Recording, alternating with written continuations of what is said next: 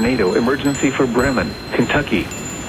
The National Weather Service in Paducah has issued a tornado warning for northern Muhlenberg County in south-central Kentucky, southeastern McLean County in northwestern Kentucky until 11:15 p.m. Central Standard Time.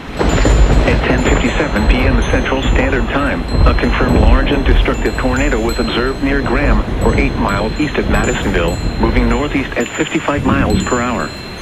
Tornado emergency for Bremen, Kentucky. This is a particularly dangerous situation. Take cover now.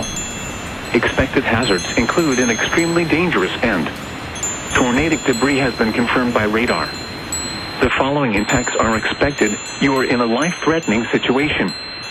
Flying debris may be deadly to those caught without shelter. Mobile homes will be destroyed. Considerable damage to homes, businesses, and vehicles is likely and complete destruction is possible.